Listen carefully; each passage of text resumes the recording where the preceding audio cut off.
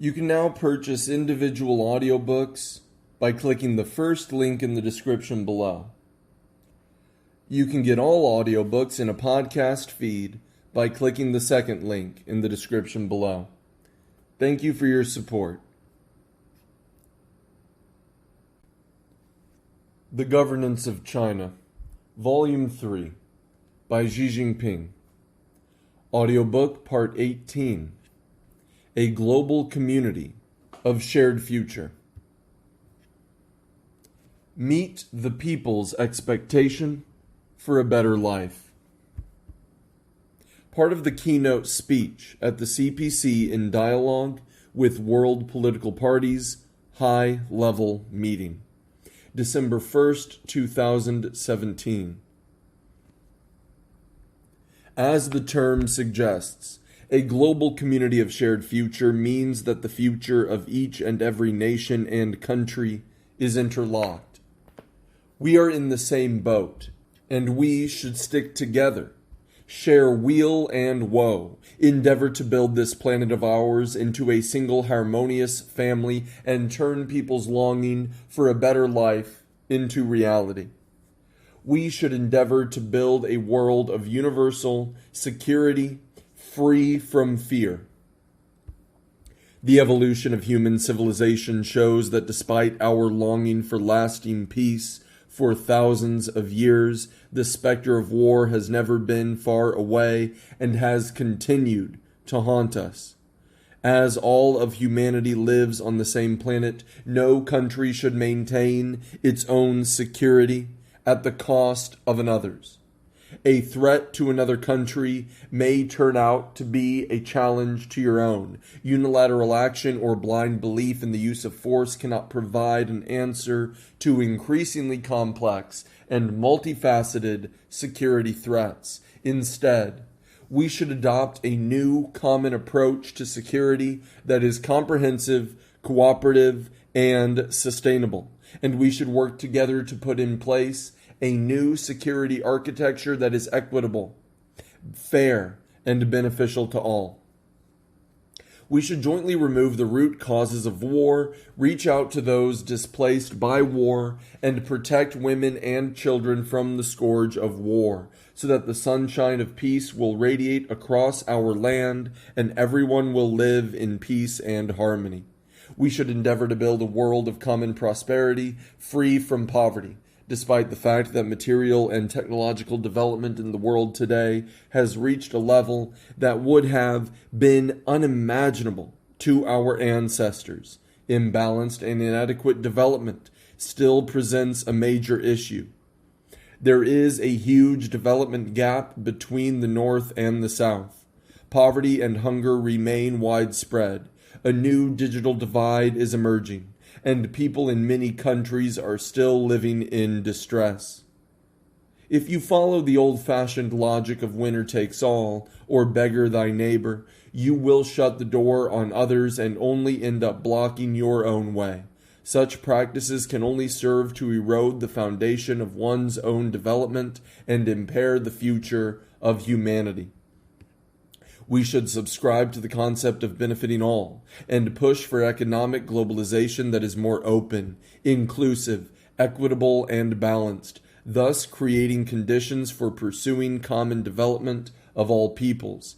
Together, we should work for the common development and prosperity of all countries, eradicate poverty and backwardness that still plague people in many countries, and create a worry-free life for children around the world. It will enable all countries to benefit from development and all peoples to enjoy prosperity, peace, and good health. We should endeavor to build a world that is open and inclusive, a world free from isolation. As an ancient Chinese saying goes, all living things grow side by side without harming one another. The sun, moon, and seasons rotate according to their own laws without hindering each other. Footnote 1. The Book of Rights. Li Ji. End of footnote 1.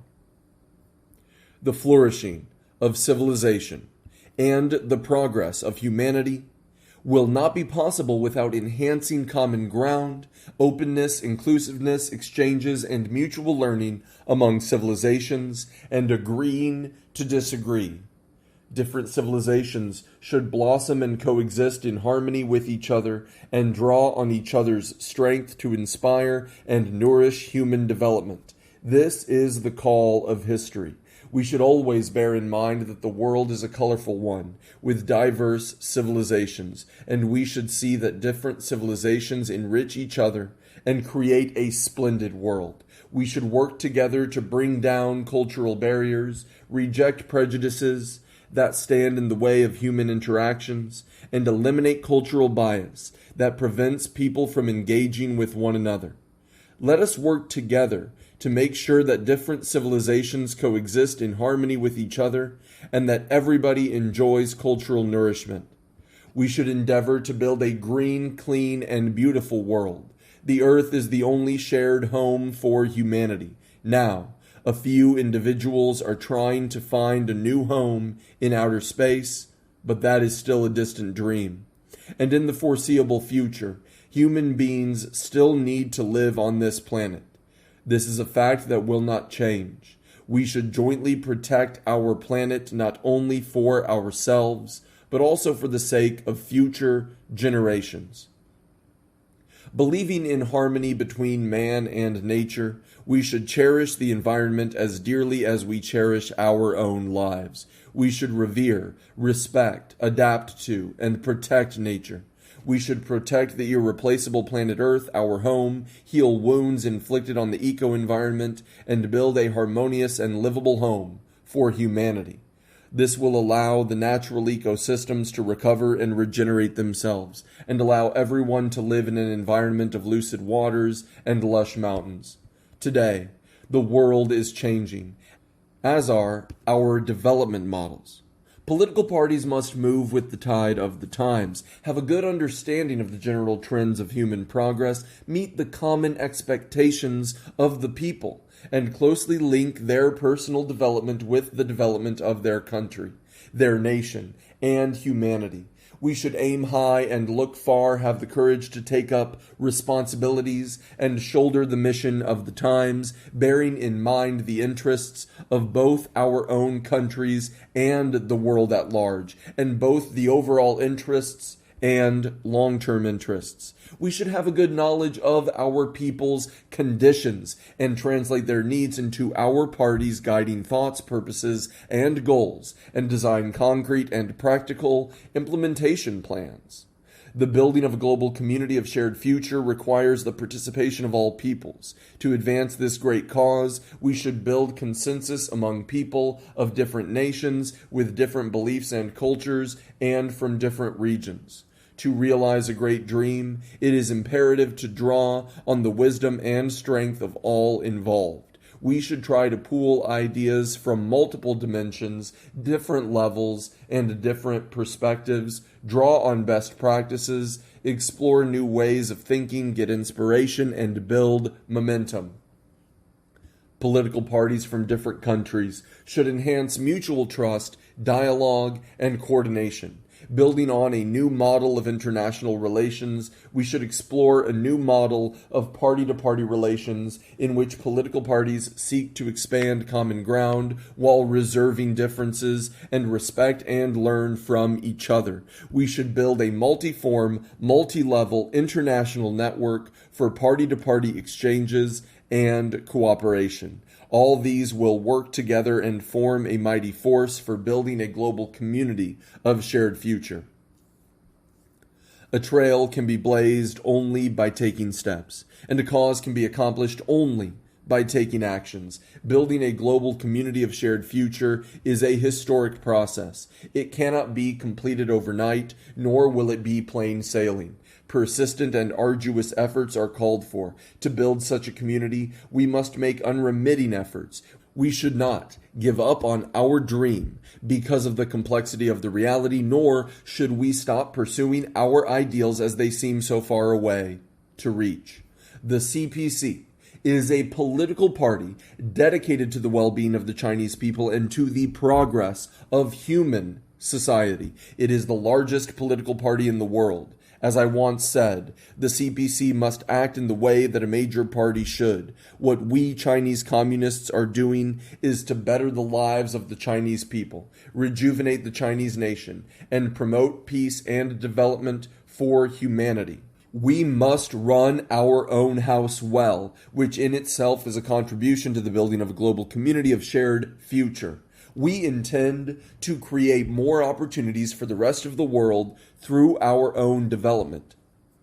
We will achieve social development through our actions and share our experience with other countries. We do not want to import models from other countries, nor do we want to export the Chinese model. Still less will we ask other countries to copy our practices. We Chinese communists will stay true to the following commitments. First, we will continue to work for global peace and tranquility. Nearly 100 years ago, the CPC was born when China was in turmoil. One of its founding missions was to put an end to the dire plight in which China had suffered from frequent wars and the Chinese people from destitution since the mid-19th century. From 1921 to 1949, in order to achieve peace and stability in China and enable its people to live and work in peace, the CPC rallied the Chinese people and led them in an armed struggle for 28 years and made huge sacrifices.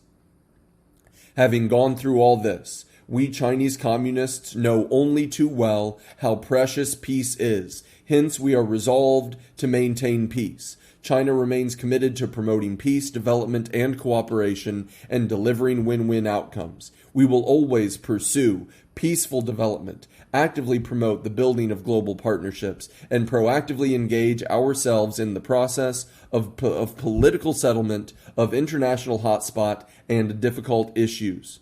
China, a major contributor of troops and funds for UN peacekeeping operations, has cumulatively dispatched over 36,000 peacekeepers. As I am talking now, more than 2,500 Chinese peacekeepers are serving UN missions in 8 mission zones, safeguarding local peace and security regardless of the difficulties and dangers. China will continue to actively engage in the reform and development of the global governance system and will promote efforts to develop a more just and equitable international, political, and economic order. No matter how advanced China's development is, China will never seek hegemony or engage in expansion. We call on political parties in all countries to join us and become builders of world peace, contributors to global development, and defenders of the international order. Second, we will continue to work for common development. The CPC has its origin in the people and has relied on the people for its growth and development. It has always cared about the people, Chinese and others, and is committed to working for their well-being. Over the years, China has helped many developing countries in various ways, including providing large amounts of free aid and concessional loans, as well as technical, personnel, and intellectual support. It has helped them complete numerous projects to facilitate their economic and social development and to improve the lives of their people. Today, thousands of Chinese scientists, engineers, entrepreneurs, technicians, doctors and nurses, teachers, workers, and volunteers are working hand in hand and shoulder to shoulder with local people in many developing countries to help them change their lives for the better. As envisaged by the CPC at its 19th National Congress in 2017, China will achieve moderate prosperity in all respects throughout the country by the year 2020. It will, by and large, realize socialist modernization by the year 2035 and will turn itself into a great, modern, socialist country that is prosperous, strong, democratic, culturally advanced, harmonious, and beautiful by the middle of this century. This will benefit not only the Chinese people, but also the people of other countries. We propose that political parties of other countries work with us and create more cooperation opportunities to the benefit of common development and prosperity. Third, We will continue to promote exchanges and mutual learning among civilizations. As a Chinese saying goes, a stone taken from another mountain may serve as a tool to polish the local jade. Advice from others may help remedy one's own shortcomings. The CPC always stresses the need to develop a global perspective. We have learned and drawn on the achievements of other cultures and applied them in the Chinese context. Indeed, Marxism is the solid truth we have learned from other countries. We have adapted Marxism to China's conditions, kept it current, and enhanced its popular appeal.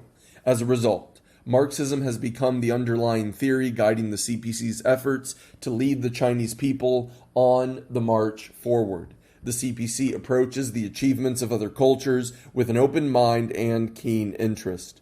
We would like to engage in dialogue, exchanges, and cooperation with the people and political parties of other countries, and we support increased cultural and people-to-people exchanges among different countries.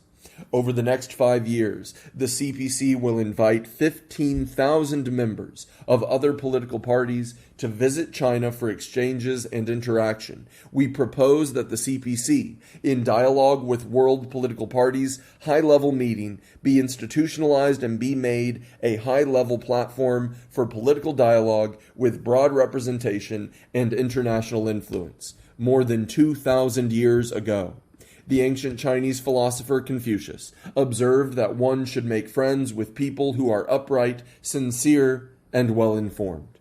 The CPC is ready to build more friendships across the world. Over the years, we have maintained regular contacts with more than 400 political parties and organizations in over 160 countries and regions, and our circle of friends continues to grow.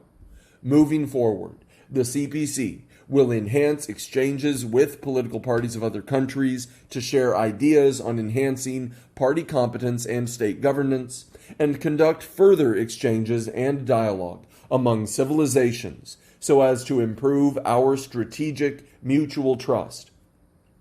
Let all of us, people of all countries, join hands to build a global community of shared future and a better world. Carry forward the Shanghai spirit. Build a community of shared future. Speech at the 18th meeting of the Council of Heads of Member States of the Shanghai Cooperation Organization, June 10th, 2018. Dear colleagues, in this lovely month of June, I am delighted to welcome all of you to the picturesque city of Qingdao for the 18th meeting of the Council of Heads of Member States of the Shanghai Cooperation Organization, SCO. Over 2,500 years ago, the great Chinese philosopher Confucius had this to say: "What a joy to have friends coming from afar." Footnote 1. The Analects of Confucius, Lun Yu. End of footnote 1. It is therefore of special significance that I host my distinguished guests in Shandong, the home province of Confucius, for a summit that will chart the future course for the SCO. In 5 days, the SCO will celebrate its 17th anniversary, an occasion for us to review our organization's remarkable journey and important achievements. Over the past 17 years, guided by the SCO Charter and the Treaty of Long-Term Good Neighborliness, friendship, and cooperation between the member states of the Shanghai Cooperation Organization, we have forged a constructive partnership of non-alliance, non-confrontation, and non-targeting of any third party. This represents a major breakthrough in the theory and practice of international relations, a new model for regional cooperation, and a new contribution to peace and development in the region. Today, the SCO stands as a comprehensive regional cooperation organization that encompasses the largest area and population in the world. The economy and population of the SCO member states account for about 20% and 40% of the world's total. The SCO has 4 observer states and 6 dialogue partners, as well as extensive cooperation links with the United Nations and other international and regional organizations. With its rising international influence, the SCO has become a force to be reckoned with, one promoting world peace and development and upholding international fairness and justice.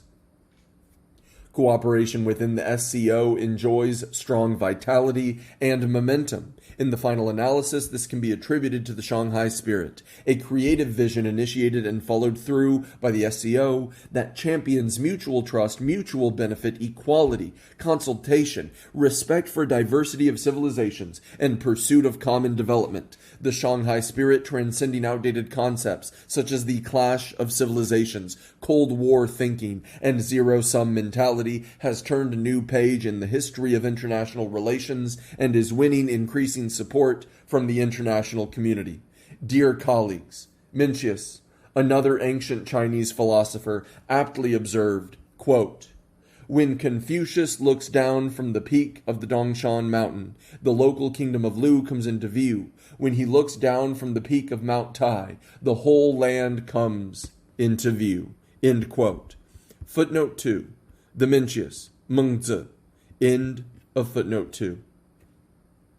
At a time when the world is undergoing major developments, transformation and adjustment, we must aim high and look far and keep pace with the underlying trends of both the world and our times to drive forward the cause of human civilization and progress.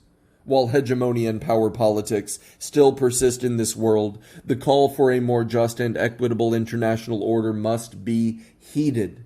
Democracy in international relations has become an unstoppable trend. For all that traditional and non-traditional security threats continue to emerge, the force for peace will prevail. Security and stability are what people long for. For all that unilateralism, trade protectionism, and anti-globalization continue to manifest themselves in new forms. In this global vision of ours, where countries' interests and future are so interconnected, cooperation for mutual benefit represents a general trend.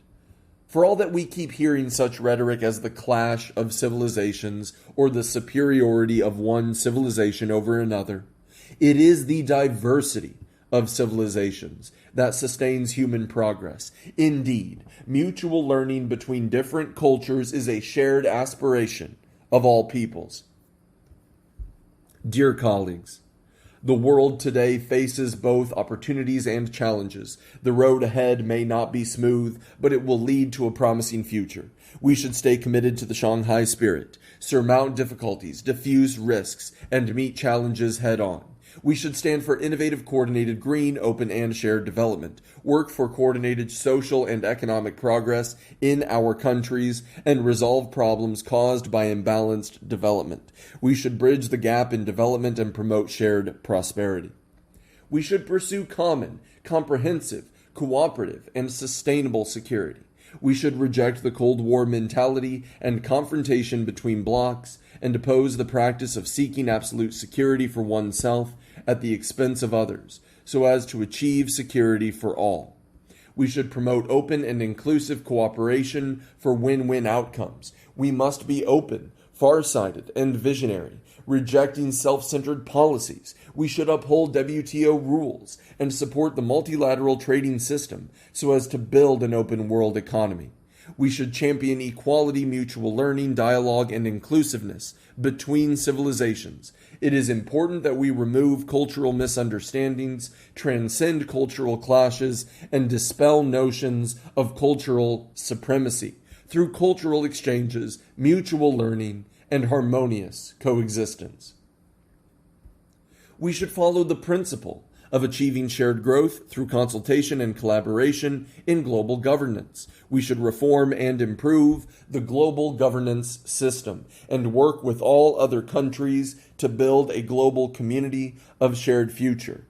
Dear colleagues, The Shanghai spirit is our shared asset, and the SCO is our shared home. Guided by the Shanghai spirit, we should work closely to build an SCO community of shared future, move towards a new model of international relations, and build an open, inclusive, clean, and beautiful world that enjoys lasting peace, universal security, and common prosperity. To this end, I would like to propose the following. First, we need to strengthen unity and build mutual trust. We should ensure a full implementation of the commitments made in the Qingdao Declaration, the plan of action of the Treaty of Long-Term Good Neighborliness, Friendship, and Cooperation, and other documents. All should respect the other's choice of development path and accommodate the other's core interests and mutual concerns. We should enhance mutual understanding by seeing things from others' perspectives, and boost harmony and unity by seeking common ground and shelving differences. This will enhance the cohesion and appeal of our organization. Second, we need to strengthen the foundations of shared peace and security. We need to actively implement the 2019 to 2021 Program of Cooperation in combating the three evil forces of terrorism, separatism, and extremism. Continue to conduct the peace mission and other joint counterterrorism exercises, and enhance cooperation in defense, security, law enforcement security, and information security. We need to give full play to the role of the SCO Afghanistan Contact Group in facilitating peace and reconstruction in Afghanistan. China wishes to train 2,000 law enforcement officers from SCO member states in the next 3 years through the China SCO Training Base for International Exchange and Judicial Cooperation and other platforms to strengthen capacity in law enforcement. Third, we need to build a powerful engine to achieve common development and prosperity. We should increase complementarity in our respective development strategies, continue to advance the Belt and Road Initiative in the context of delivering shared benefits through extensive consultation and joint contribution, accelerate the process of regional trade facilitation, and step up the implementation of the Agreement on International Road Transport Facilitation and other cooperation documents. China welcomes all member states to attend the first China International Import Expo in Shanghai in November this year. The Chinese government supports the establishment of a demonstration area in Qingdao for China SCO, local economic and trade cooperation, and a China SCO Legal Service Committee to provide legal support for economic and trade cooperation. In support of these measures, I would like to announce that China will set up a special lending facility with a value of renminbi 30 billion within the framework of the SCO Interbank Consortium. Fourth, we need to forge closer ties through cultural and people-to-people exchanges. We should actively implement the adopted documents, including the SCO concept on environmental protection, ensure the continued success of such well-recognized programs as youth exchange camps, and secure solid progress in cooperation in education, science and technology, culture, tourism, health, disaster relief, and the media. In the next 3 years, China will provide 3,000 training opportunities for personnel from SCO member states to enhance public awareness of and support for the SCO family. China offers all member states meteorological services through access to its Fengyun 2 weather satellites. Fifth, we need to expand partnership networks of international cooperation by intensifying exchanges and cooperation with SCO observer states, dialogue partners, and other countries in our region, by enhancing partnerships with the United Nations and other international and regional organizations, and by engaging in dialogue with the International Monetary Fund, the World Bank, and other international financial institutions. We can contribute our share to resolving flashpoint issues and improving global governance. Dear colleagues, thanks to the support and assistance of all other SCO member states over the past year, China has completed its SCO presidency and hosted this summit. Here I wish to express my sincere thanks to you all. China will maintain practical, close, and friendly cooperation with other SCO member states to ensure the full implementation of the agreements reached at this summit and support Kyrgyzstan in its SCO presidency. Let us join hands to create an even brighter future for the SCO. Thank you. The role of the BRICS in building a global community of shared future. Part of the speech at the BRICS Business Forum, July 25th, 2018. The BRICS mechanism owes its birth and growth to the evolving global economy and international landscape. In its first decade, BRICS cooperation got off the ground and bore rich fruit. We 5 BRICS countries, guided by the BRICS spirit of openness, inclusiveness, and win-win cooperation, have expanded our cooperation, strengthened our solidarity, mutual trust, improved the lives of our peoples, and drawn our bond of interests and friendship even closer. Indeed, our cooperation has contributed much to global economic recovery and growth. The world is undergoing momentous changes, the scale of which is unseen in a century. This is a world of both opportunities and challenges for us emerging markets and developing countries. We should pursue BRICS cooperation in the historic process of global transformation. And we should promote the development of our own countries in the historic course of promoting the common development of both BRICS countries and other countries, thus making new advances in the next golden decade. The next decade will be crucial, as new global growth drivers will take the place of old ones. A new round of revolution and transformation in science, technology, and industry, featuring artificial intelligence, big data, quantum information, and biotechnology, is gaining momentum. These are giving birth to a large number of new industries and business forms and models, and will fundamentally change global development and the way people work and live. We must seize this historic opportunity and promote leapfrog development in emerging markets and developing countries. The next decade will see faster changes in the international landscape and the world balance of power. Emerging markets and developing countries already contribute 80% of global economic growth. Based on current exchange rates, these countries account for nearly 40% of the global economic output. Growing at their current pace, these countries will see their economic output approach half of the global total in a decade. The collective rise of emerging markets and developing countries is unstoppable, and it will ensure more balanced global development and provide a stronger cornerstone for global peace. The next decade will see a profound reshaping of the global governance system. Despite some setbacks, the world is moving towards multipolarity and greater economic globalization. Geopolitical flashpoints keep emerging, and the dark shadow of terrorism and armed conflict still haunts us. Unilateralism and protectionism are resurgent, dealing a severe blow to multilateralism and the multilateral trade regime. The international community has reached a new crossroads, and we are facing a choice between cooperation and confrontation, between opening up and a closed-door policy, and between mutual benefit and a beggar-thy-neighbor approach. Thus, the evolution of the global governance system will have a profound impact on all nations, particularly emerging markets and developing countries, and indeed on the prosperity and stability of the whole world. We BRICS countries need to keep abreast of the historic trend, seize development opportunities, jointly meet challenges, and play a constructive role in building a new model of international relations and a global community of shared future.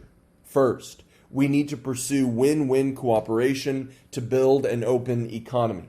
Opening up and cooperation provide a sure way to achieve progress in science and technology and growth in productivity. Trade wars should be rejected because there will be no winner. Economic hegemony is even more objectionable, as it will undermine the collective interests of the international community. Those who pursue this course will only end up hurting themselves. As the world economy is going through profound transition and changes, Only by opening themselves to others can different countries achieve mutual benefit, shared prosperity, and sustainable development. This should be the choice for all countries.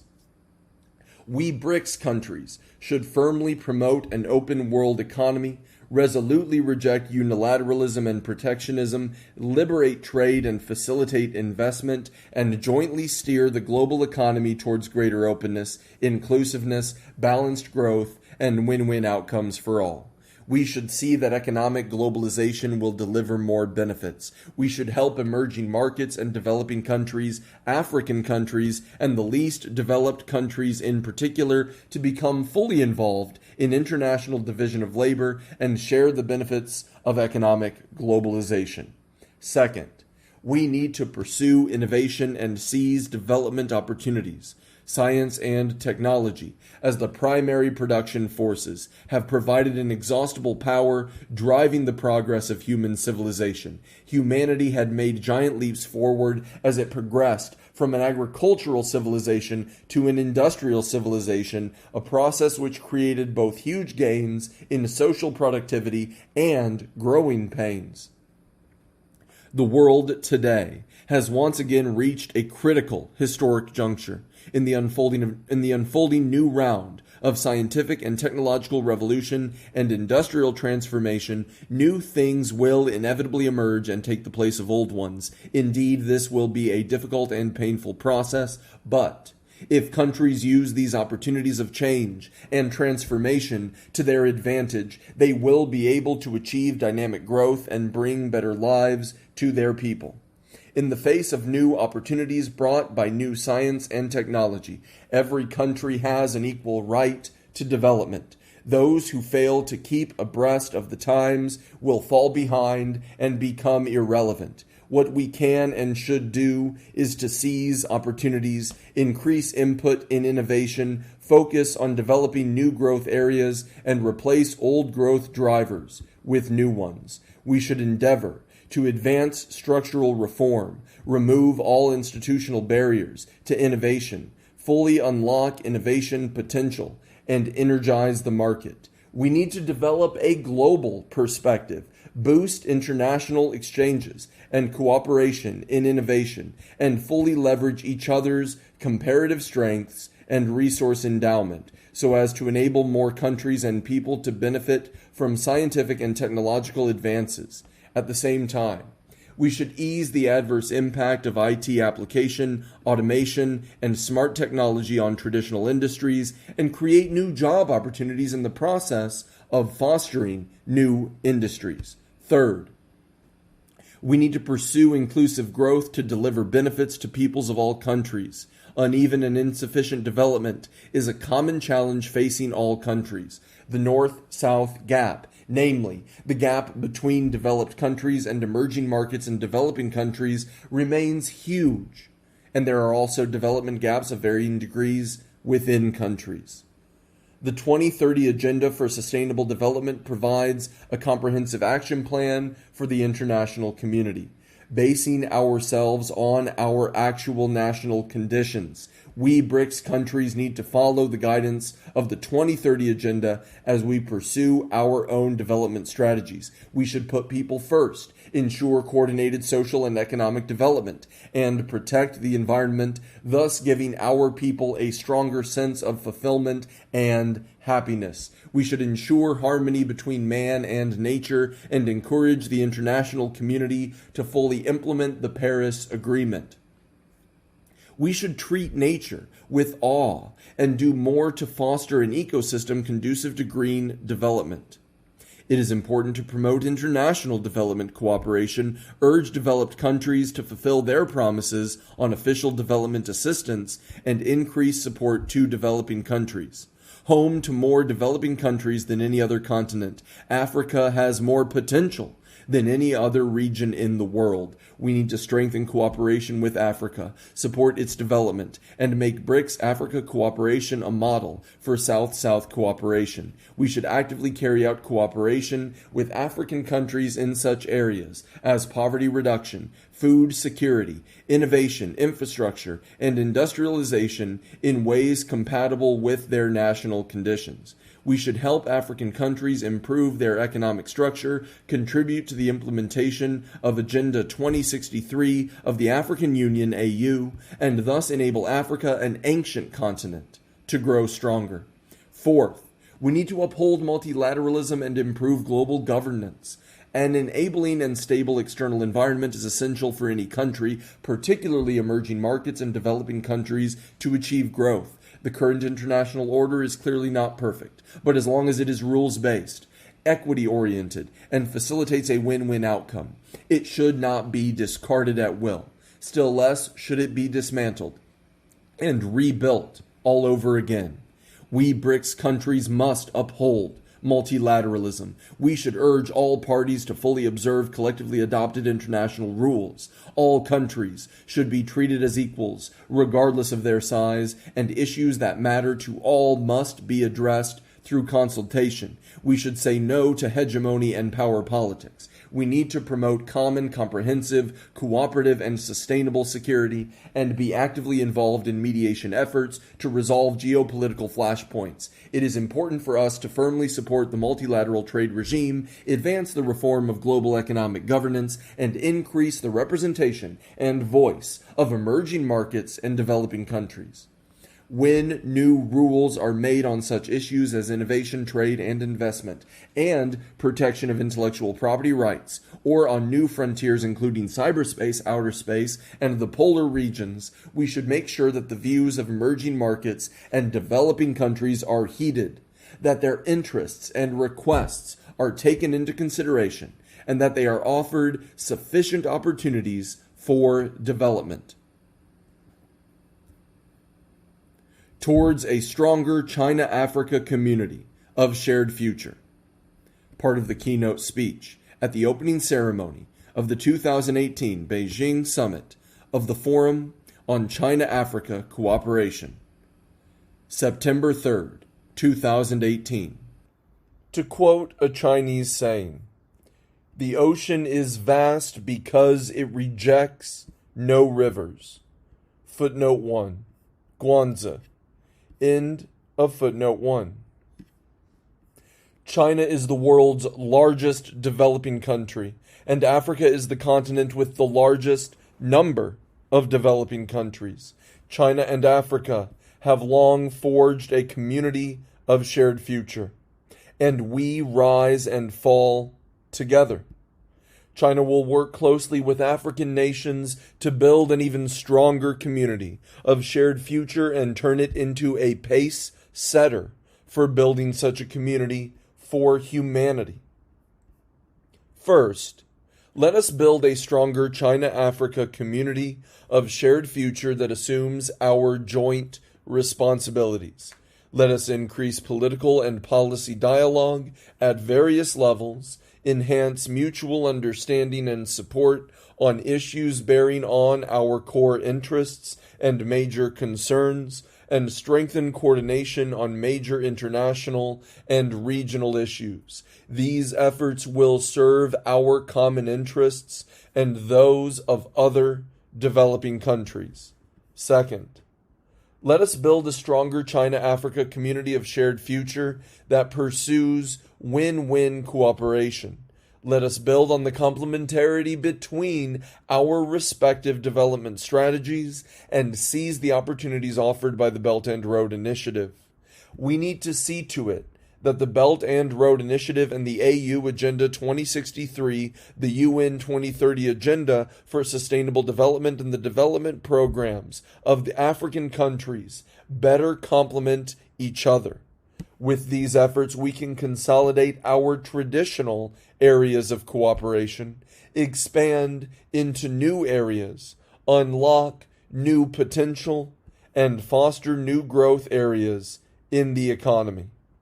Third, Let us build a stronger China-Africa community of shared future that delivers happiness for all of us. A better life for our people is the ultimate goal of growing our relations. So we need to make sure our cooperation delivers tangible benefits to both Chinese and African peoples. Mutual assistance and solidarity has been the hallmark of China-Africa relations over the years. China, for its part, will do more to help African countries to alleviate poverty, pursue development, increase employment and incomes, and improve the lives of their peoples. Fourth, let us build a stronger China-Africa community of shared future that promotes cultural prosperity. China and African nations have all created splendid civilizations that we can be proud of. We are ready to make a greater contribution to cultural diversity in the world. We will promote exchanges, mutual learning, and harmony between our civilizations, and thereby invigorate our civilizations and cultures, enrich our arts, and provide rich cultural nourishment for China-Africa cooperation. With more people-to-people exchanges in culture and the arts, education, sports, and between our think tanks, media organizations, and women and young people, the bonds between the peoples of China and Africa will grow stronger. Fifth, let us build a stronger China-Africa community of shared future that enjoys common security.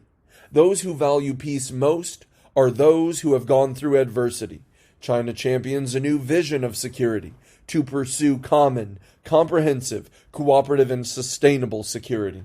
China firmly supports African countries and the African Union, as well as other regional organizations in Africa, in solving African issues in the African way. China also supports the African initiative of Silence the Guns in Africa. China is ready to play a constructive role in promoting peace and stability in Africa, and supports African countries in building up their own capacity for safeguarding stability and peace. Sixth, let us build a stronger China-Africa community of shared future that promotes harmony between man and nature. The earth is the only place we can call home. China will work with Africa to pursue green, low-carbon, circular, and sustainable development and protect our lush mountains and lucid waters and all living beings on our planet. China will strengthen exchanges and cooperation with Africa on climate change, clean energy, prevention and control of desertification and soil erosion, protection of wildlife, and other areas of ecological and environmental preservation. Together, we can make China and Africa beautiful places for people to live in harmony with nature. Since the 2015 FOCAC Johannesburg Summit, China has fully implemented the 10 cooperation plans adopted at the summit. A large number of railway, highway, airport, port, and other infrastructure projects have been completed or are under construction, as well as a number of economic and trade cooperation zones. Our cooperation in peace and security, science, education, culture, health, poverty reduction, and people-to-people interactions has deepened. The U.S. $60 billion financing pledged by China has been delivered or arranged. These 10 plans have brought huge benefits to the African and Chinese peoples. They amply demonstrate the creativity, rallying power, and efficiency of China-Africa cooperation, and lifted China-Africa comprehensive, strategic, and cooperative partnership to new heights. As a step towards an even stronger China-Africa community of shared future in the new era, China will build on these 10 cooperation plans and launch 8 new initiatives in close collaboration with African countries in the next 3 years and beyond. First, an industrial promotion initiative We will open a China-Africa Economic and Trade Expo in China. We encourage Chinese companies to increase investment in Africa and will build and upgrade a number of economic and trade cooperation zones in Africa. China supports Africa in achieving general food security by 2030 and will work with Africa to formulate and implement a program of action to promote China-Africa cooperation in agricultural modernization. China will implement 50 agricultural assistance programs and provide renminbi 1 billion of emergency humanitarian food assistance to African countries affected by natural disasters. We will send 500 senior agriculture specialists to Africa and provide training for young leaders of agricultural science and research and for young farmers who can lead others to a better life. We will support Chinese companies in Africa to forge alliances of corporate social responsibilities. We will continue to strengthen cooperation with African countries in local currency settlement and make good use of the China-Africa Development Fund, the China-Africa Fund for Industrial Cooperation, and the Special Loan for the Development of African SMEs. Second, an infrastructure connectivity initiative. China will work with the African Union to formulate a China-Africa infrastructure cooperation plan. We support Chinese companies in participating in infrastructure development projects in African countries under an invest, build, operate, or other applicable model with a focus on cooperation in energy, transport, IT, telecommunications, and cross-border water resources. We will work with African countries to undertake a number of key connectivity projects. We support the development of the single African air transport market and will open more direct flights between China and Africa. We will facilitate bond issuance by African countries and their financial institutions in China. Following multilateral rules and procedures, we will support African countries in making better use of the financing resources of the Asian Infrastructure Investment Bank, the New Development Bank, and the Silk Road Fund. Third, a trade facilitation initiative. We will increase imports from Africa, especially non-resource products. We support African countries' participation in the China International Import Expo.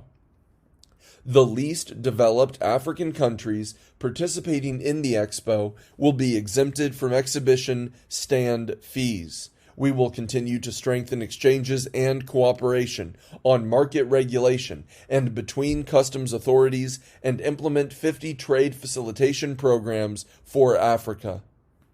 On a regular basis, we will hold marketing activities for Chinese and African brands. We support the building of the African Continental Free Trade Area and will continue to hold free trade negotiations with interested African countries and regions, and we will set up relevant mechanisms to promote e-commerce cooperation with Africa. Fourth, a green development initiative. China will start 50 projects for green development and ecological and environmental protection in Africa to expand exchanges and cooperation with Africa on climate change, ocean, desertification prevention and control, and wildlife protection. A China-Africa Environmental Cooperation Center will be set up, and more policy dialogue and joint research on environmental issues will be conducted. The China-Africa Green Envoys Program will be implemented to strengthen Africa's human capacity for environmental management, pollution prevention and control, and green development. A China-Africa Bamboo Center will be established to help Africa make bamboo and rattan products. China will also work with Africa to raise public awareness of environmental protection. Fifth, a capacity building initiative. China will share more of its development experience with Africa and support cooperation with Africa in planning economic and social development. 10 Luban workshops. Footnote 2.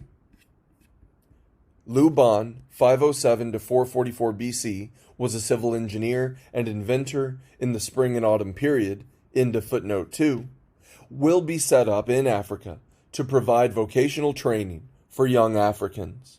China will support a China-Africa Innovation Cooperation Center to promote youth innovation and entrepreneurship.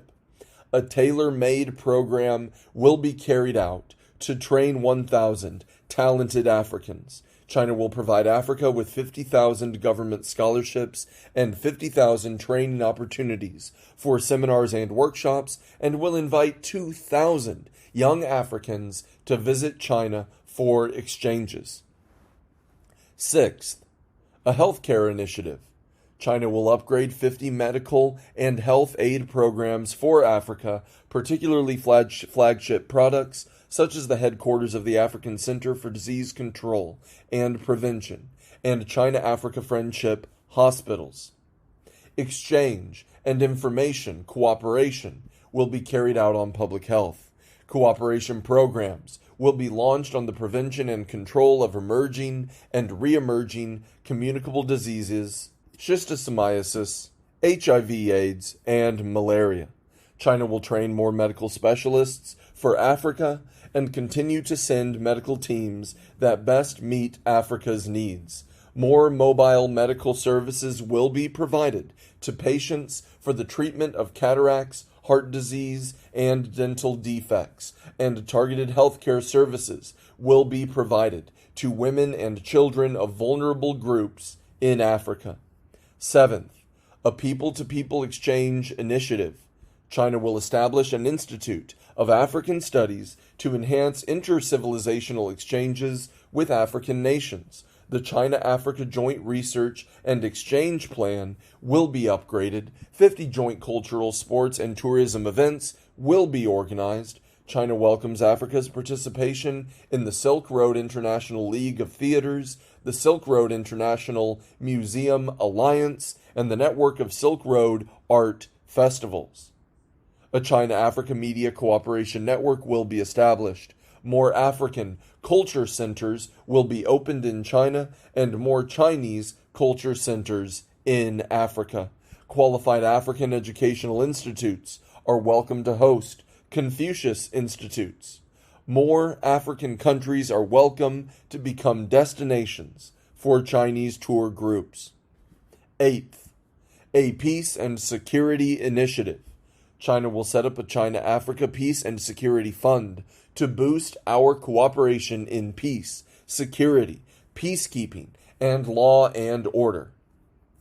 China will continue to provide military aid to the AU and will support countries in the Sahel region and those bordering the Gulf of Aden and the Gulf of Guinea in upholding security and combating terrorism in their regions. A China-Africa Peace and Security Forum will be established as a platform for more exchanges in this area.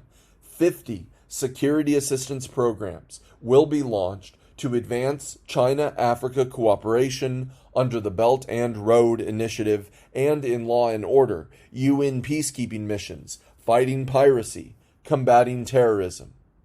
To make sure that these 8 initiatives are implemented on the ground, China will extend US $60 billion of financing to Africa in the form of government assistance, as well as investment and financing by financial institutions and companies. This will include US $15 billion of grants, interest-free loans, and concessional loans, US $20 billion of credit lines, the setting up of a US $10 billion special fund for development financing, and a US $5 billion special fund for financing imports from Africa. We are encouraging Chinese companies to make at least US $10 billion of investment in Africa in the next 3 years. In addition, for those of Africa's least developed countries, heavily indebted and poor countries, landlocked developing countries and small island developing countries that have diplomatic relations with China, the debt they have incurred in the form of interest-free Chinese government loans due to mature by the end of 2018 will be written off.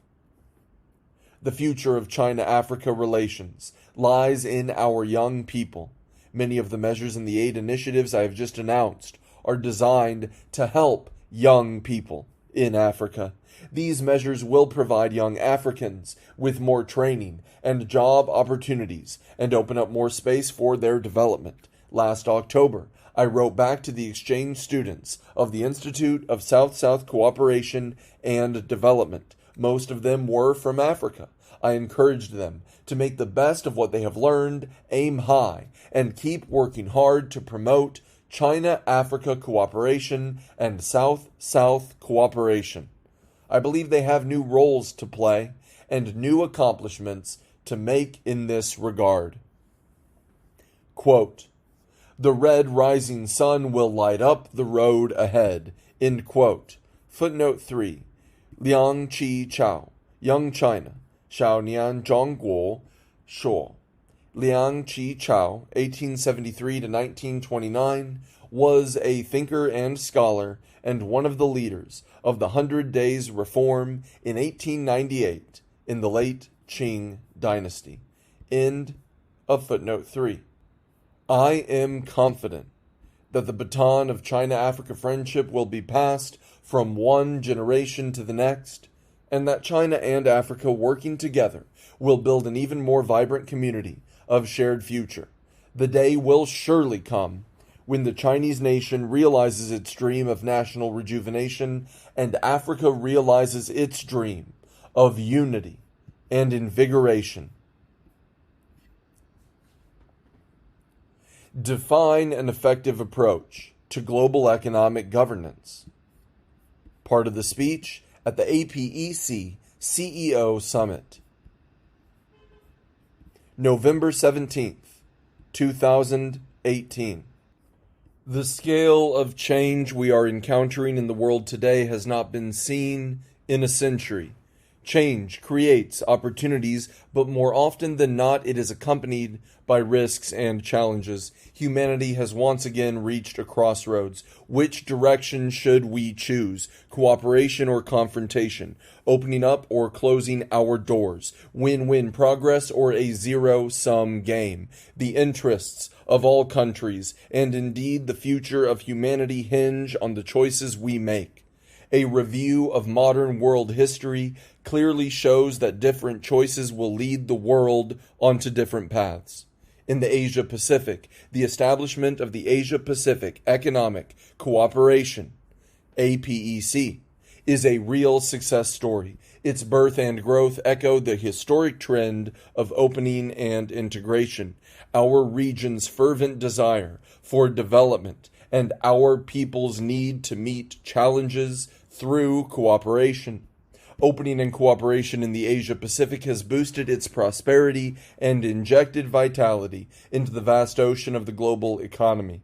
Today's Asia-Pacific has the world's most dynamic and promising economies and is widely recognized as a key engine driving global growth. However, not all that has happened in the past has been a success story. Humanity has learned lessons the hard way. In the last century, for instance, World War II plunged the world into the abyss of calamity. Not far from where we are meeting now are the sites of the fierce Battle of the Coral Sea in 1942 and the Battle of Guadalcanal between 1942 and 1943. Today, this part of the ocean has long been restored to peace and calm, but never should we forget the lessons of history. An ancient Chinese philosopher observed that, quote, "One needs to clean the mirror before taking a look at oneself and should learn the lessons of the past before making the decisions of today." End quote. Footnote 1. Chun Shou, Records of the Three Kingdoms, San Guo Zhi. Chen Shou, 233 to 297, was an official and historian of the Western Jin dynasty. End of footnote 1. In reviewing history, we should draw on its lessons to prevent the recurrence of past tragedies. Facing surging historic trends, we need to ask ourselves, how can we steer the right course for global economic development? How can the international community find an effective way of conducting global governance? I believe it is imperative that we focus on the following. First, we should focus on opening up to create more space for development. Economic globalization is a sure way for human society to achieve development, and the multilateral trading system has created opportunities for us all. In today's world, countries' interests are so closely intertwined, and the global supply chain, industrial chain, and value chain are so closely connected that we are all links in the global chain of cooperation. Increasingly, we are becoming one and the same community with shared interests and of shared future. This is the working of the laws of economics, a fact no one can change. We need to gain a keen appreciation of this underlying trend and view the changing world for what it is, and on that basis, respond to new developments and meet new challenges in a responsible and rule-based way. Any attempt to erect barriers and cut the close economic ties among countries works against the laws of economics and the trend of history, and runs counter to the shared desire of people around the world. This is a short-sighted approach, and it is doomed to failure. Every era faces the problems of its day. Problems themselves are not to be feared. What truly matters is for us to take the right approach to resolving them. Resorting to old practices, such as protectionism and unilateralism, will achieve nothing. On the contrary, they will only add uncertainties to the global economy. Only opening up and cooperation can bring more opportunities and create more space for development. This is a clear historical fact. Those who choose to close their doors will only cut themselves off from the rest of the world and lose their direction. APEC is a pioneer in building an open global economy. As the Bogor goals are set for 2020, we should set our sights on post-2020 cooperation and endeavor to build a free trade area of the Asia-Pacific, FTAAP. We should say no to protectionism and unilateralism, uphold the WTO-centered multilateral trading system, make economic globalization more open, inclusive, balanced, and beneficial to all, expand converging interests, and share opportunities through opening up and cooperation. Second, we need to focus on development to deliver more gains to our peoples. More than anything else, we should place our people's well-being at the top of our agenda. Every country is entitled to an equal right to development, and no one has the right or the power to stop people of developing countries from pursuing a better life. We should strengthen development cooperation and help developing countries eliminate poverty so that people in all countries will live a better life. This is what fairness is essentially about. It is also a moral responsibility of the international community.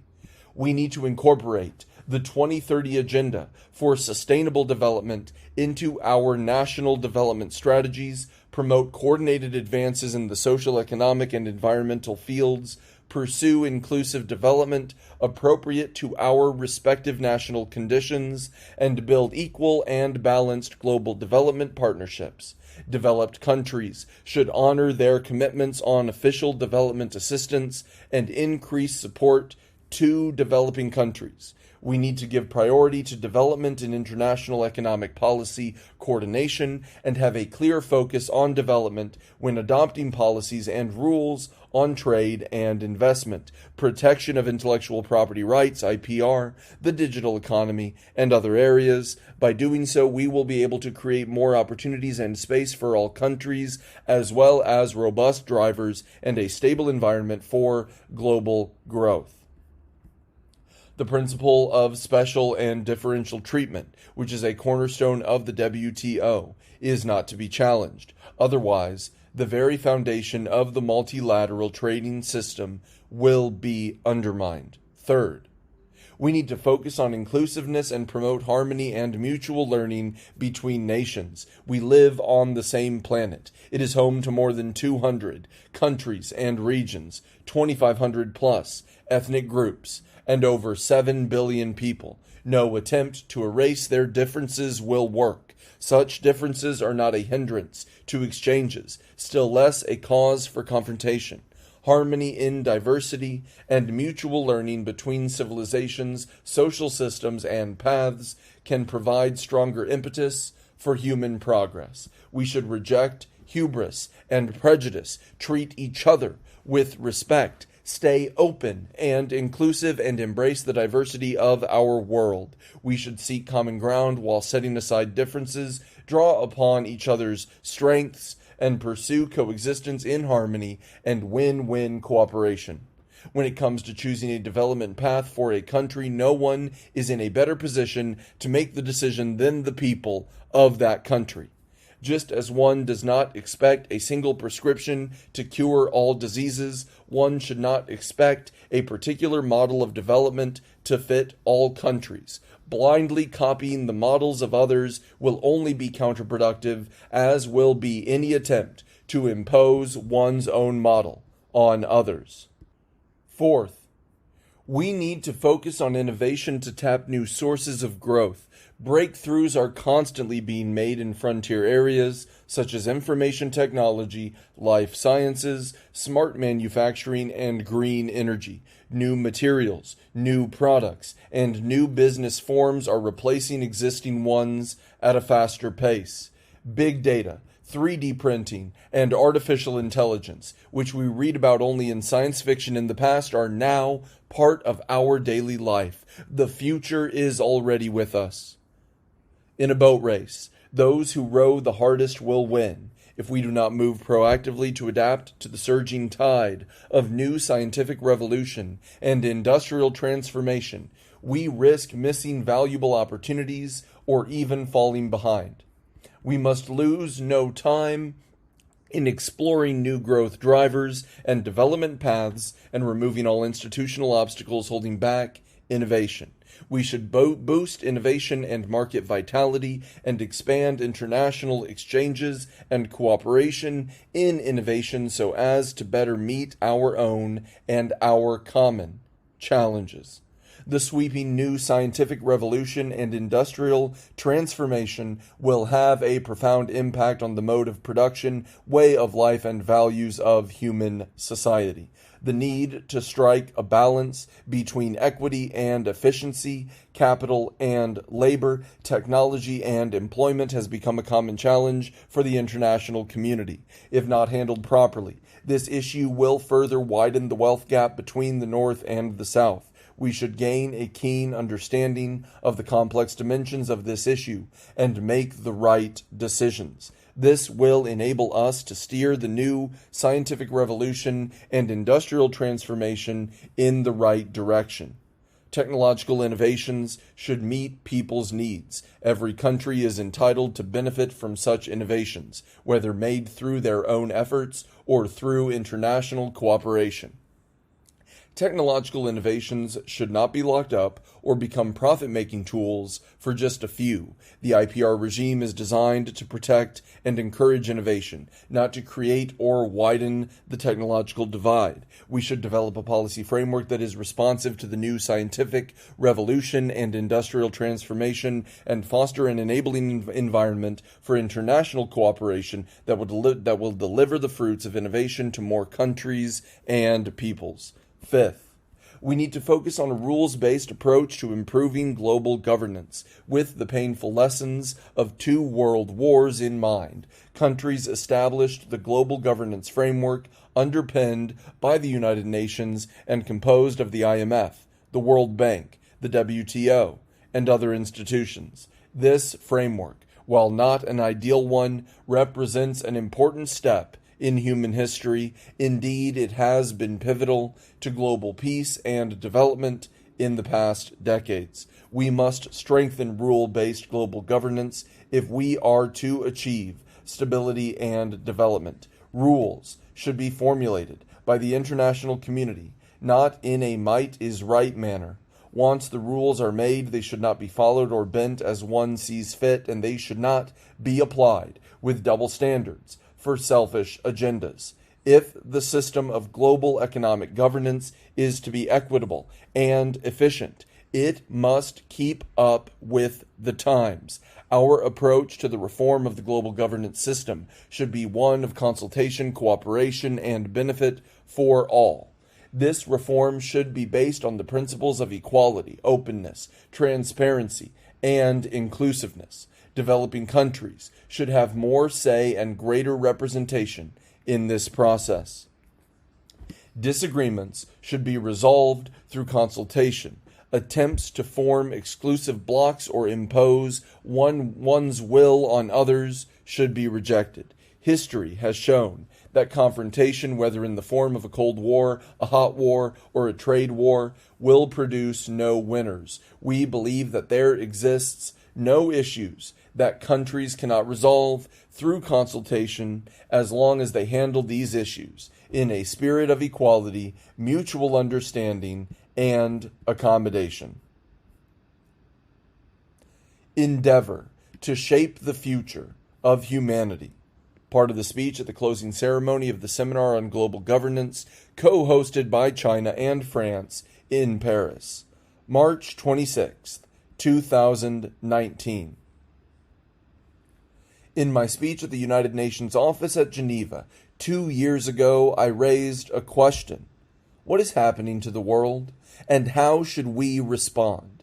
The world today is undergoing momentous changes unseen in a century. Peace and development remain the underlying trend of our time. Yet, humanity is faced with many common challenges, particularly mounting instability and uncertainty.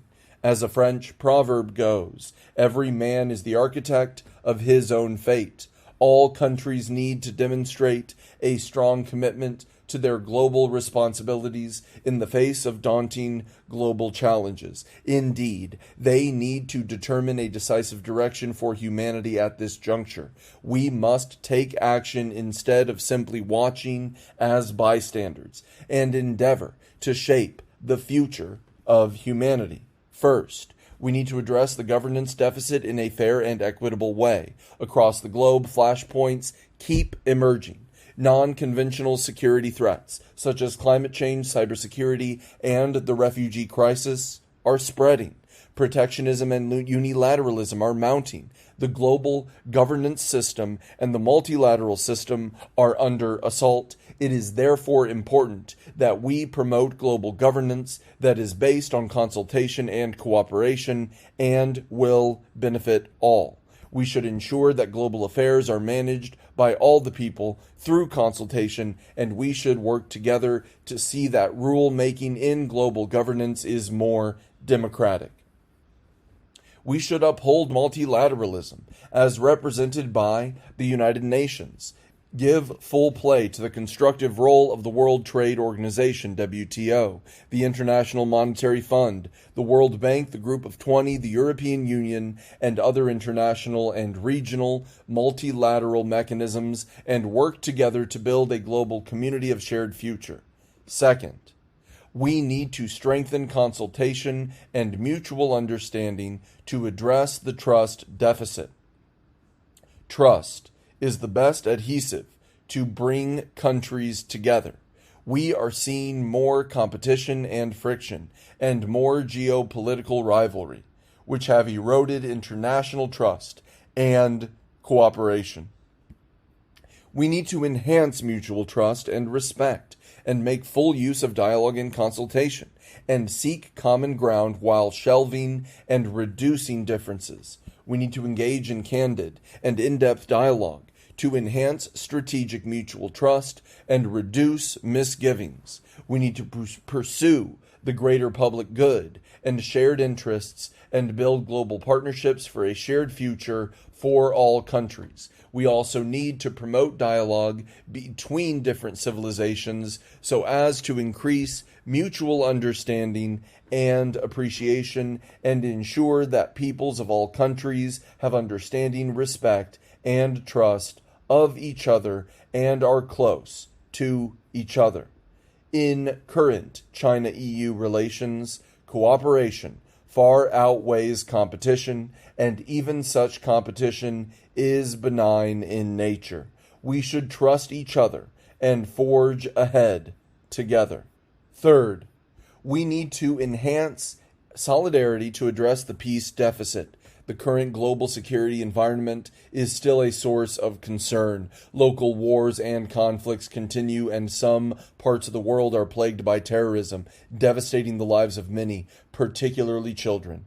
We should take a new approach towards security and pursue common, comprehensive, cooperative, and sustainable security. We must reject the Cold War mentality, the zero-sum game mindset, and the law of the jungle and promote peace and security through cooperation. We should resolve disputes through peaceful means, oppose the arbitrary use or threat of force, oppose any provocation and escalation of tensions for self-interest, and reject the practice of shifting trouble onto neighbors and seeking gain at the expense of others. All countries should pursue peaceful development in a common endeavor to achieve enduring global peace. Fourth, we need to pursue a mutually beneficial cooperation to address the development deficit. Economic globalization is an engine of global growth. However, a trend against globalization is emerging, and the harm of protectionism is all too visible. Income disparity and the imbalance in development among regions are growing. They have become the most pressing issues to tackle when it comes to world economic governance. We need to pursue innovation-driven development to foster dynamic growth. We need to take a well-coordinated and interconnected approach to enhance open and win-win cooperation.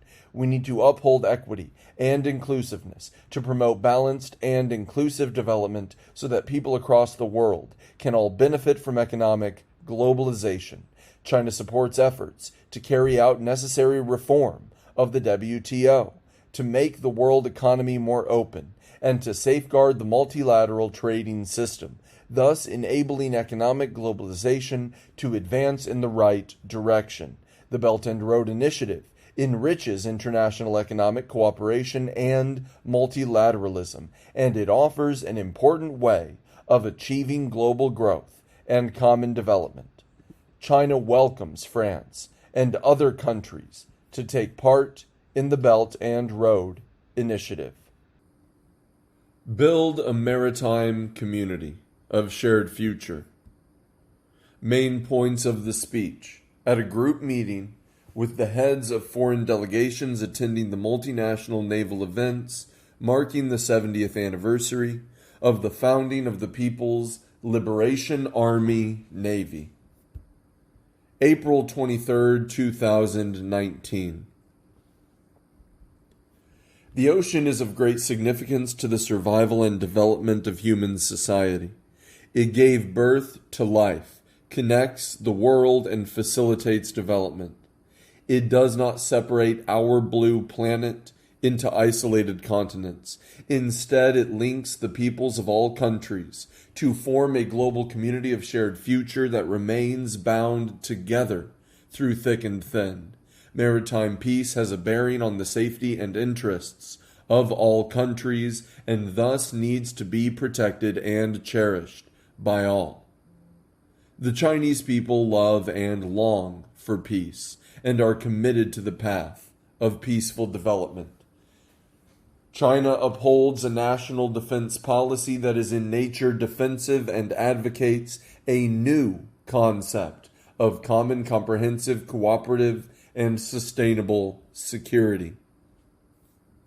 The Chinese armed forces have always followed the principle of win-win cooperation and been dedicated to creating a security environment of equality, mutual trust, fairness, justice, joint efforts, and shared interests. As the main maritime force of a country, the Navy shoulders important responsibilities in maintaining maritime peace and order. With mutual respect, equality, and mutual trust, we need to strengthen maritime dialogue and exchanges, increase practical naval cooperation, pursue a path of maritime security based on mutual benefit and win-win results, and join hands to respond to common threats and challenges and to maintain maritime peace. Currently, cooperation in markets, technology, information, and culture through maritime bonds is becoming ever closer. Precisely for this reason, China's initiative to build the 21st century maritime Silk Road aims to promote maritime connectivity and cooperation in various fields, develop the blue economy, advance maritime cultural integration, and jointly amplify ocean benefits. The Chinese military is willing to join other militaries in promoting maritime progress and prosperity. We need to care for the ocean as dearly as we treasure our lives. China takes full part in UN mechanisms concerning maritime governance and in formulating and implementing relevant rules to achieve sustainable maritime development goals. China highly values marine eco-environmental progress, intensifies efforts to address marine pollution, protects marine biodiversity, and develops and utilizes marine resources in an orderly manner, so as to leave future generations with turquoise seas and blue skies. The Chinese Navy will, as always, enhance exchanges and cooperation with other navies, undertake international responsibilities and obligations, safeguard the security of international sea lines of communication, and provide more public goods in maritime security. As a Chinese saying goes, the ocean is vast because it admits all rivers. Whenever a problem crops up, countries concerned should always hold deliberations in good faith, rather than resort to the use or threat of force at will. We need to discuss issues as equals, improve consultation mechanisms to deal with crises, enhance cooperation on regional security, and work for the proper settlement of maritime disputes.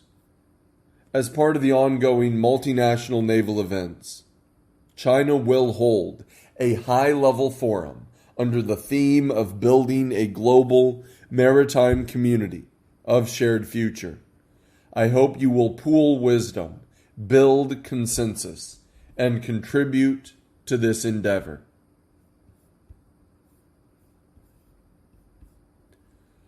Create an Asian community of shared future through mutual learning.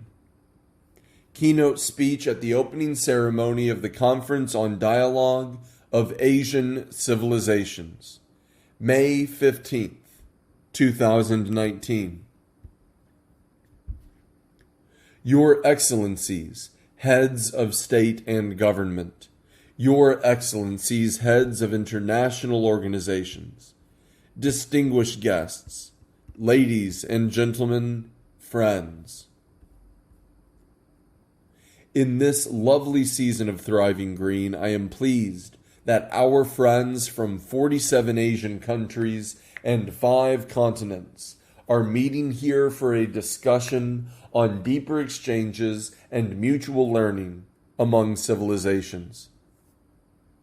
On behalf of the Chinese government and people, and in my own name, let me express my warmest congratulations on the opening of the Conference on Dialogue of Asian Civilizations and extend a very warm welcome to you all. The world today is moving towards multipolarity and becoming more economically globalized, culturally diverse, and IT-driven. All this offers hope to humanity. In contrast, however, instability and uncertainties are mounting, and the global challenges faced by humanity are ever more daunting, calling for joint responses from all countries. To meet our common challenges and create a better future for all, we look to culture and civilization to play their roles, which are as important as the roles played by the economy and by science and technology. The Conference on Dialogue of Asian Civilizations is for this very purpose, as it provides a new platform for civilizations in Asia and beyond to engage in dialogue and exchanges on an equal footing and facilitate mutual learning. Ladies and gentlemen, friends, Asia is home to one of the earliest human settlements and a major cradle of human civilization. This vast and beautiful continent covers a third of the Earth's land mass and has 2/3 of the world's population. It has more than 1,000 ethnic groups living in 47 countries. For several thousand years before the Common Era, our forefathers living along the Tigris and Euphrates, the Indus and the Ganges, the Yellow River and the Yangtze River tilled and irrigated the land, made tools and utensils, and built homes to live in.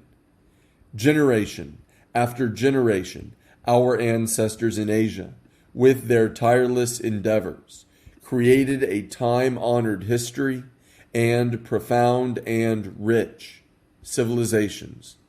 Our vast and fertile plains, beautiful river basins, broad steppes, immense deserts, mighty rivers and oceans, and lofty mountains have nourished and enriched diverse and colorful civilizations across Asia. In building our civilizations over the course of several millennia, we, the people of Asia, have achieved great splendor. I think of literature, such as the Book of Songs, the Analects of Confucius, the Talmud, 1001 Nights, the Rig Veda, and the Tale of Genji. Footnote 1. The Book of Songs, Shi Jing, is the earliest collection of poems in China. It contains 305 poems, composed over some 500 years from the early Western Zhou dynasty, 1046 to 771 BC, to the middle of the spring and autumn period, 770 to 476 BC. End of footnote 1. Footnote 2.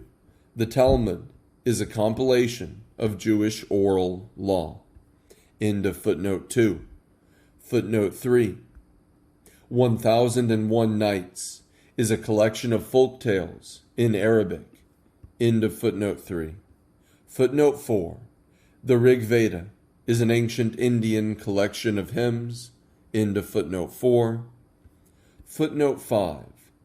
The Tale of Genji is a novel written by Japanese female writer Murasaki Shikibu in the early years of the 11th century. End of footnote 5. Returning to the main text. Of inventions such as the cuneiform script, maps, glass, Arabic numerals, and papermaking and printing techniques, and of majestic structures like the Great Wall, the Great Mosque of Mecca, the Taj Mahal, and Angkor Wat. They all form part of the invaluable heritage of human civilization. Through interactions on this continent, Asian civilizations have enriched each other and written an epic of development. Our forefathers in Asia have long engaged in inter-civilization exchanges and mutual learning. The ancient trade routes, notably the Silk Road, the Tea Road, and the Spice Road, brought silk, tea, porcelain, spices, paintings, and sculpture to all corners of Asia and witnessed inter-civilization dialogue in the form of trade and cultural interflow. Today, The Belt and Road Initiative, together with the 2 corridors and 1 belt, the Eurasian Economic Union, and other initiatives, has greatly expanded inter-civilization exchanges and mutual learning, cooperation among nations in science and technology, education, culture, health, and people-to-people exchanges is thriving as never before. Thanks to exchanges and mutual learning between each other and with other civilizations in the world, Asian civilizations have grown from strength to strength. The great Asian civilizations have a special place in the annals of world civilization, and they have added to the diversity of human civilization. Think of what Asia stands to offer in terms of religion, philosophy, code of ethics, law, literature, painting, drama, music, and even the building of towns and villages. They speak volumes for Asia's proud achievements, extensive systems of social customs, immortal classics that have endured for millennia, the fine pool of exquisite art, and diverse institutions among others. All these offer rich choices for civilizations the world over to draw on. As we review our past and look beyond Asia, we should have greater confidence in our civilizations. We may build on the rich heritage of our forefathers, stay engaged with other civilizations, and increase mutual learning. By doing so, we will add new glory to Asian civilizations. Ladies and gentlemen, friends, we Asian countries are closely connected and share a natural bond of affinity. We have passed through similar historical trials, and we cherish the same dreams for the future. Going forward, we need to see where the world is heading, ride the trends of the times, and turn our people's longing for a better life into reality. We Asian people hope to see peace and stability across Asia. Upholding peace is the responsibility of every country. When peace is interrupted by conflict or war, economic growth, decent lives, social stability, and people-to-people exchanges will fall by the wayside. We, the people of Asian countries, wish to live and work in contentment and security free from fear. We hope that all countries will respect and trust each other, live in harmony, and interact with each other in a manner that transcends national boundaries, time and space, as well as the differences between civilizations. We should work together to safeguard peace, something that is far more precious than gold. We Asian people hope to see common prosperity in Asia. Economic growth sustains a civilization, and prosperity underpins the progress of a nation. In some parts of Asia, people, women, and children in particular, are still suffering from poverty, hunger, and disease. This must change. We Asian people long for a decent life free of poverty. We hope that countries will work together to promote economic globalization and make it more open, inclusive, balanced, and beneficial to all. This will enable us to eradicate the poverty and backwardness that still plague people in some countries. It will enable our children to live a carefree life and bring happiness to all families. We Asian people hope to see an open and better connected Asia. Asia's rapid development over the past decades shows that it is important to open our doors to the outside world and ride the trend of global economic development. If countries choose to close their doors and hide behind them, world civilizations will be cut off from each other and lose all vitality. We Asian people hope that all countries will reject self-imposed isolation, embrace integration, uphold opening up, and promote policy, infrastructure, trade, financial, and people-to-people connectivity. This way, we can jointly foster a community of shared future for both Asians and all humanity. Ladies and gentlemen, friends, diversity spurs interaction among civilizations, which in turn promotes mutual learning and further development. We need to promote exchanges and mutual learning among countries, nations, and cultures around the world, and strengthen popular support for a community of shared future for both Asia and humanity as a whole. To that end, I believe it is imperative that we take the following actions. First, We need to respect each other and treat each other as equals. All civilizations are rooted in their unique cultural environment. Each embodies the wisdom and vision of a country or nation, and each is valuable for being unique itself. Civilizations vary from each other only as human beings differ in terms of skin color and the language used. No civilization is superior to others. It is foolhardy to think that one's own race and civilization are superior and to insist on remodeling or replacing other civilizations. To act these out will only have catastrophic consequences. If world civilizations are reduced to one single color or one single model, the world will become monolithic and a dull place to live. What we need is to respect each other as equals and say no to hubris and prejudice. We need a deeper understanding of the differences between our own civilizations and others, and we must work to promote interaction, dialogue, and harmony among civilizations. In the many places I have visited around the world, what fascinates me most is civilizations in their rich diversity. I cannot but think of the Central Asian city of Samarkand, the Luxor Temple in Egypt, Sentosa in Singapore, Wat Phra Kew in Bangkok, and the Acropolis in Athens, to mention just a few.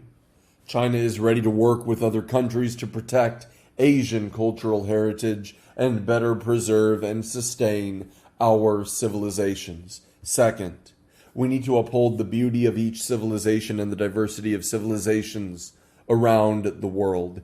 Each civilization is the crystallization of human creation, and each is beautiful in its own way. An aspiration for all that is beautiful is common to all humanity, and nothing can hold it back. Civilizations do not have to clash with each other. What is needed is to see the beauty in all civilizations with eyes. We should keep our own civilizations dynamic and create conditions for other civilizations to flourish. Together we can make the garden of world civilizations more colorful and vibrant. The beauty of a civilization finds concrete expression in the classic works of philosophy and social sciences and works of literature, music, film, and TV drama. Now, a large number of outstanding cultural works from other countries are being brought into China, and a lot of fine Chinese cultural products are being introduced to other countries. China is happy to launch initiatives with other countries to translate Asian classics, both from and into Chinese, and to promote film and TV exchanges and cooperation in Asia. This will help people in Asia better understand and appreciate each other's cultures and build a platform of exchanges and mutual learning for the best of Asian civilizations to spread and be better known to the world. Third, we need to stay open and inclusive and draw on each other's strengths. All living organisms must renew themselves through metabolism. Otherwise, life would come to an end. The same is true for civilizations. Long-term self-imposed isolation will cause a civilization to decline, while exchanges and mutual learning will sustain it. A civilization can flourish only through exchanges and mutual learning with other civilizations. Such exchanges and mutual learning should be reciprocal, equal-footed, diverse, and multidimensional. They should not be coercive, imposed, one-dimensional, or one way. We need to be broad-minded and strive to remove all barriers to cultural exchanges. We need to be inclusive and always seek nourishment from other civilizations to promote the common development of Asian civilizations through exchanges and mutual learning. People are the best bridge for exchanges and mutual learning among civilizations. Increased people-to-people exchanges and mutual learning, for that matter, are a sure way to eliminate estrangement and misunderstanding and to promote mutual understanding among nations. Over the years, in collaboration with other countries, China has established many platforms and channels for cooperation in education, culture, sports, health, and other fields.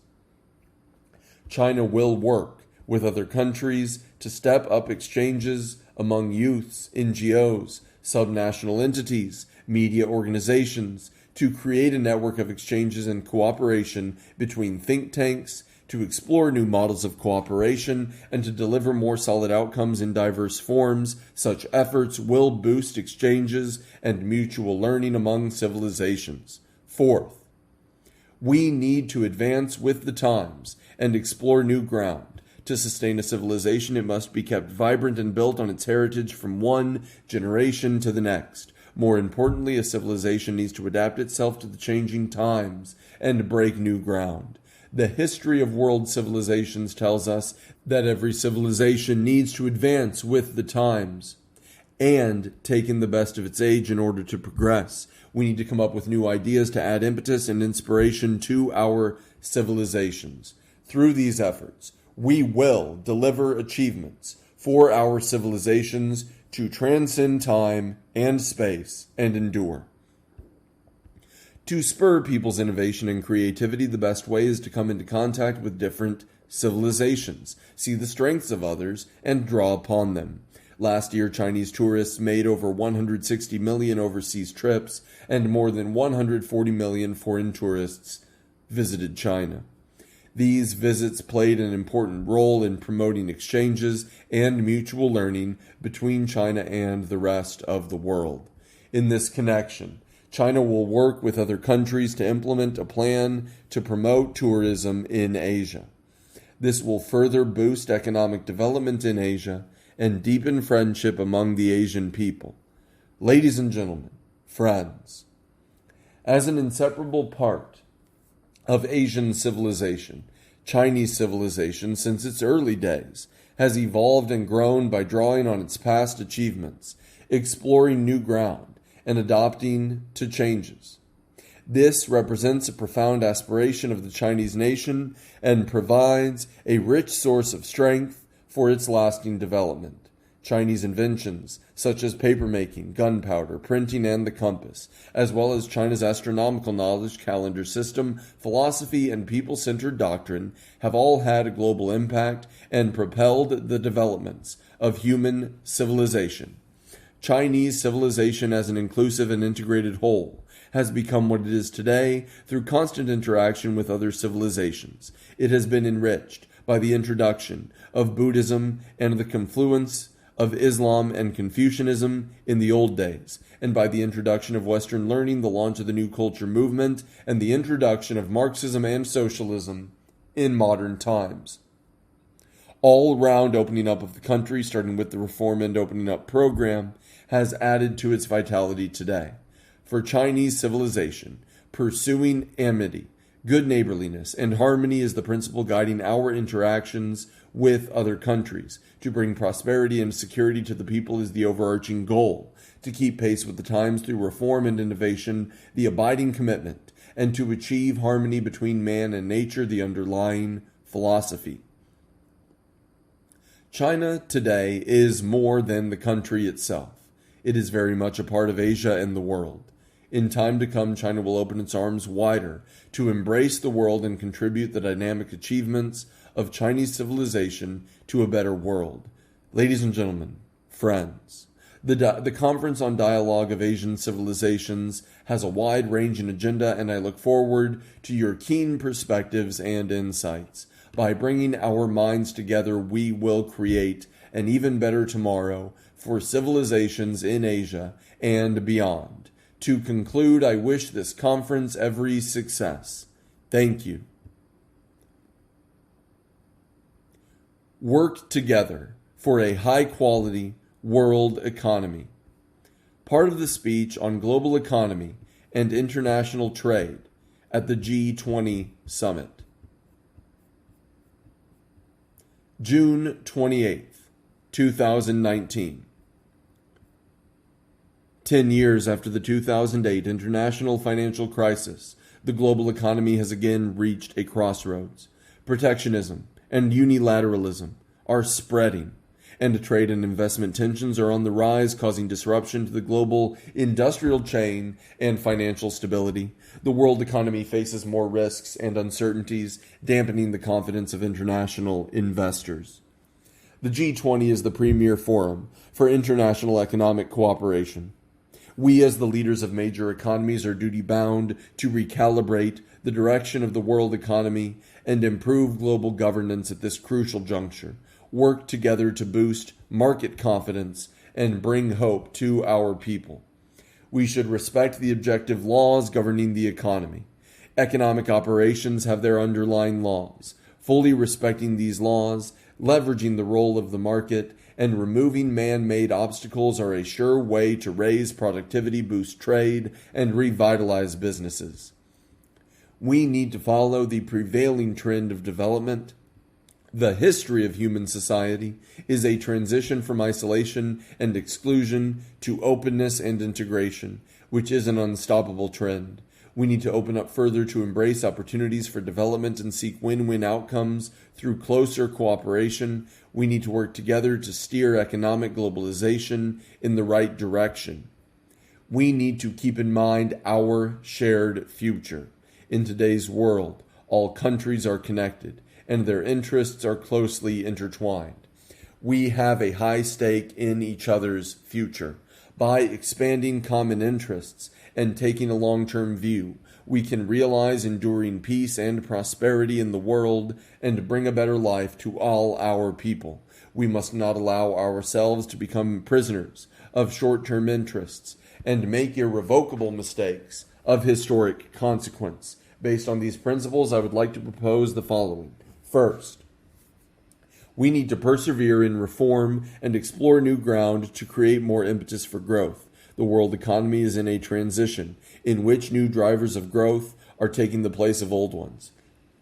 We need to vigorously advance structural reform. We need to develop a future-oriented economic structure, policy framework, and management system through promoting the digital economy, strengthening connectivity, and improving social security so as to enhance the performance and resilience of our economies and strive for high-quality development.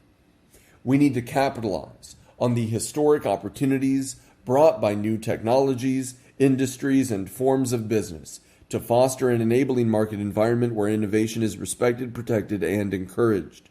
We need to champion international collaboration on innovation and overcome geographical and man-made obstacles. When we put our heads together to resolve common challenges and spread the fruits of innovation, we can make a difference for more countries and transform their people's lives. Second, we need to advance with the times and improve global governance. When economic globalization faces headwinds, we need to reflect on the important question of how best to improve global governance. The G20 should continue to take the lead in making the world economy open, inclusive, balanced, and beneficial to all. We need to strengthen the multilateral trading systems and pursue WTO reform as necessary.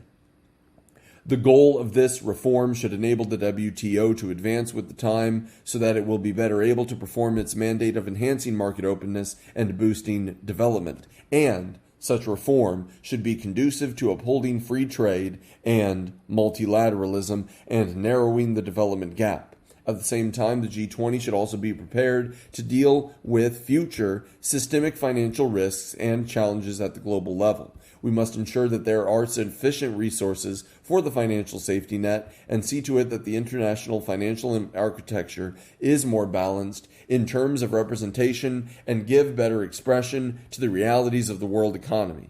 This is a matter of fairness, and it will also enhance our ability to take targeted measures to meet challenges and navigate crises when they emerge. It is also important for the G20 to implement the Paris Agreement and improve energy, environmental, and digital governance. Third, we need to rise up to the challenges and break through logjams holding up development. The myriad challenges facing the world today are all caused, in one way or another, by the development gap and deficit.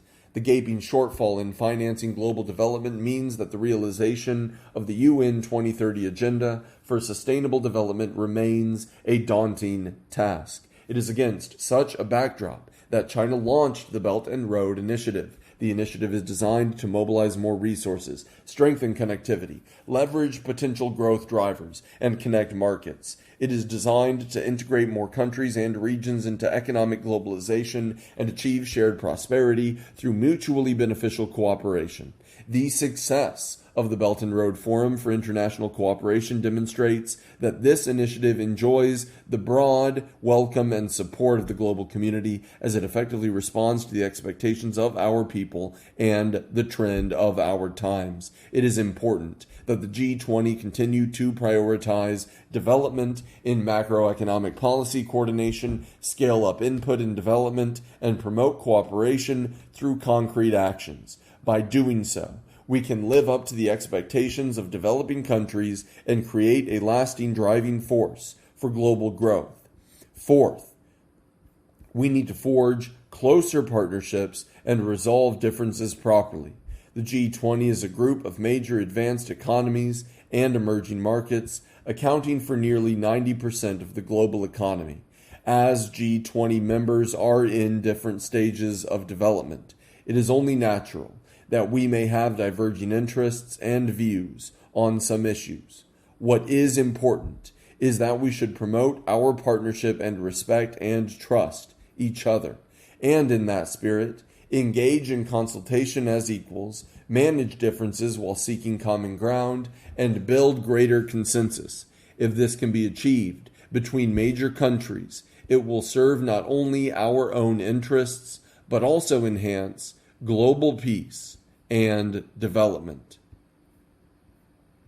End of audiobook part 18.